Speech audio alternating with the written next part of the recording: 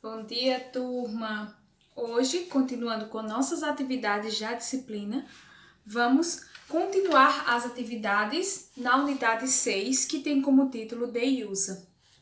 Lá na página 66, no Vocabulary, nós vamos falar um pouco sobre jobs, certo? É importante que vocês sempre estejam antenados com relação a essas partes do livro. E no vocabulário é para vocês aprender as palavras em inglês. E esse vocabulário ele traz para nós um pouco sobre os diferentes tipos de trabalho, de profissão. Nessa questão 1, vocês irão escutar o áudio e vocês irão, de acordo com a descrição das pessoas, vocês irão ordenar os números de acordo com essas profissões, certo? Então, as pessoas descrevem seus trabalhos e você numera na ordem, certo? Então, tá lá as pessoas, cada uma vai falar, de acordo com a ordem que elas falam, vocês vão nomear de acordo com essa ordem, certo? E em seguida, tem dizendo qual é a nacionalidade de cada uma delas, certo? Na questão 2, vocês vão escutar novamente e escrever as nacionalidades de acordo com cada profissão da questão 1, certo? Por exemplo, o número 1 é um musician, que é um músico, e ele é Russian, ou seja, o país de naturalidade dele é da Rússia, então ele é russo, certo? Então em inglês é Russian. No reading, ainda na página 66, vai falar um pouco sobre a famous immigrant, um imigrante muito famoso, certo? E aí tem um texto aqui ao lado. Muitos de vocês já escutaram falar sobre Albert Einstein, que ele foi um importante cientista na ciência e ele desenvolveu a teoria da relatividade. Talvez vocês já estudaram isso na matéria de ciências. E esse texto ele traz para nós uma biografia, vai falar um pouco sobre esse cientista.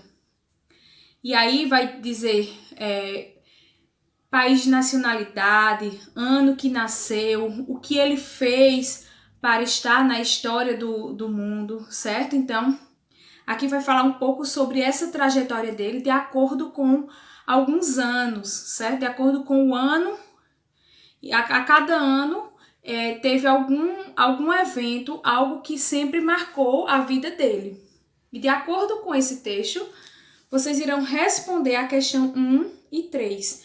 Na questão 1, vocês vão responder essas perguntas que estão aqui de acordo com o texto, ou seja, as respostas vão estar no texto em inglês. Na questão 3, você vai escrever os eventos de Albert Einstein de acordo com o tempo de vida dele. Ó, tá aqui essa linha do tempo com os anos e os acontecimentos que tiveram em cada ano. De acordo com o texto, você vai preencher esse tempo de vida, ou seja, esse evento que aconteceu, esses eventos que aconteceram na vida dele, ok? A gramática da página 67, ela vai falar um pouco sobre o simple past.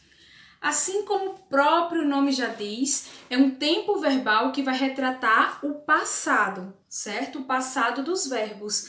E é um passado simples. Nós utilizamos esse passado simples, ou seja, o simple past, para indicar ações que finalizaram no passado, ou seja, que já aconteceram no passado e finalizaram no passado, certo? Como, por exemplo, eu estudei em uma escola de Libras, por exemplo. Escutando essa frase em português, I studied at school Libras. Studied at school Libras. Então, vocês percebem que essa ação, ou seja, o verbo que está indicado, que é o verbo estudar, ele foi uma ação que aconteceu no passado e se finalizou no passado. Nós não temos reflexos dessa ação no presente. Então, o simple past é um tempo verbal simples, como o próprio nome diz, e ele indica ações que se iniciaram no passado e se finalizaram no passado, certo? E também indica ações que têm uma sequência de eventos no passado, certo? Como vocês viram lá no texto sobre Albert Einstein, aquela sequência de ações que aconteceram durante toda a vida dele são ações que aconteceram no passado e se finalizaram no passado. Portanto, utiliza o Simple Past, ok? E aí, nós temos a forma de como usá-las. O Simple Past, ele é dividido em dois, de acordo com os dois tipos de verbos. São verbos regulares, que é o regular verbs, e irregular verbs, certo? São esses dois tipos, verbos regulares e verbos irregulares. Estarmos em prática, essa estrutura do Simple Past, que é o passado simples, nós temos algumas regras, como também temos algumas exceções. Então, vamos lá para vocês aprenderem um pouco sobre essas regras. A regra geral, preste atenção, a regra geral, para os verbos regulares, certo? Que é o que estamos estudando nessa parte da gramática. Regra geral para verbos regulares, nós acrescentamos ed no verbo, certo? Por exemplo, o verbo sing. Sing é o verbo cantar, certo? Porém, quando eu quero colocá-lo no passado, eu acrescento o ed, certo? Então, fica singed, certo? Então, lembrando que regra geral é essa. Porém, tem algumas exceções que devem ser prestadas atenção. Como, por exemplo, verbos com terminação em E. O que é que eu faço? Acrescento somente o D, certo? Como o verbo dance. Dance terminou com E, eu só faço acrescentar o D, que fica danced. E aí, verbos terminados em Y, certo? Precedido de consoante, como o verbo fly. Vou colocar aqui acima, certo? O verbo fly, certo? Então, o verbo terminou em consoante, antecedido de uma... Terminou em Y, antecedido de uma consoante. O que é que eu faço? Retiro o Y, certo? E acrescento IED, certo?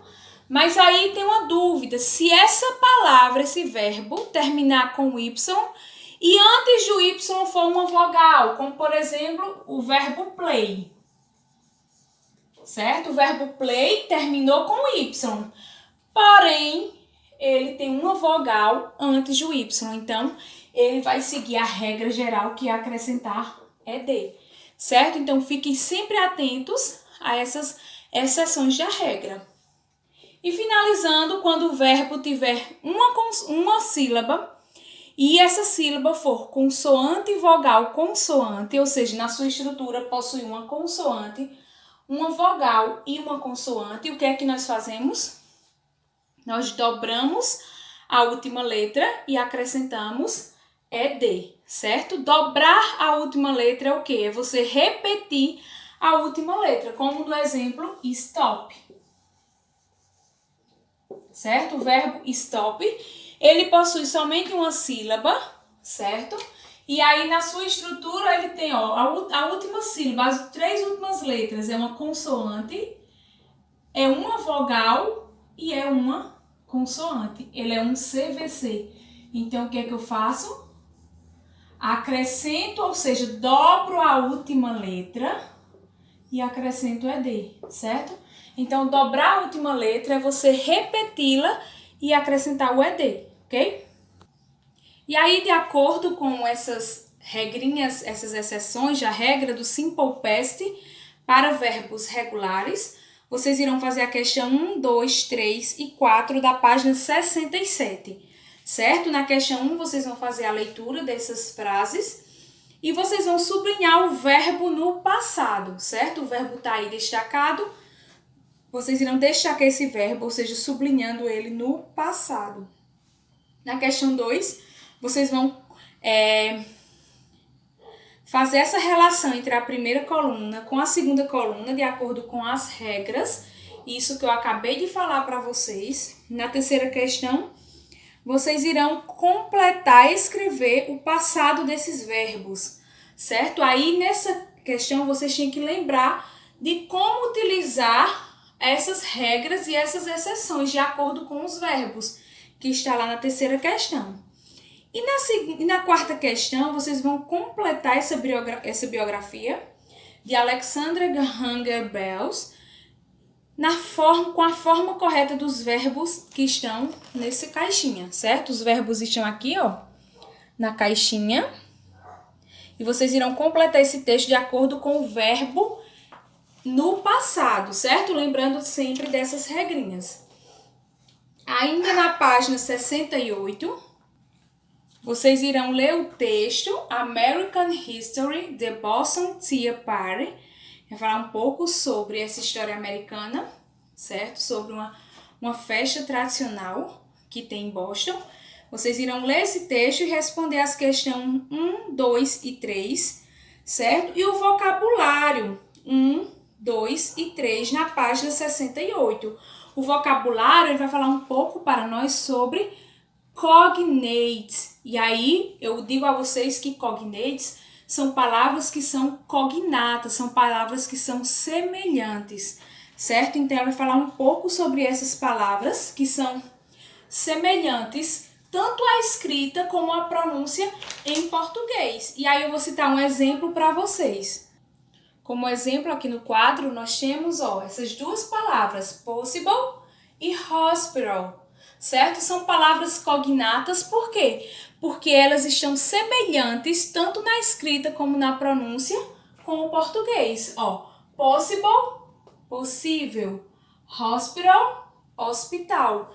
Essa palavra hospital, ela tem a mesma escrita com o português, porém muda só a pronúncia. Então, ela ainda continua sendo uma palavra cognata, assim como possible, como diversas outras palavras que vocês vão ver aí no texto, certo?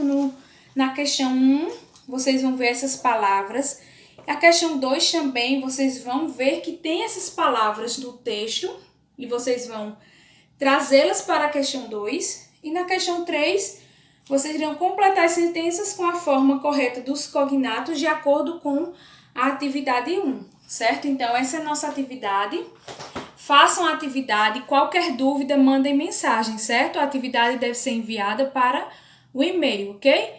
Até a próxima aula!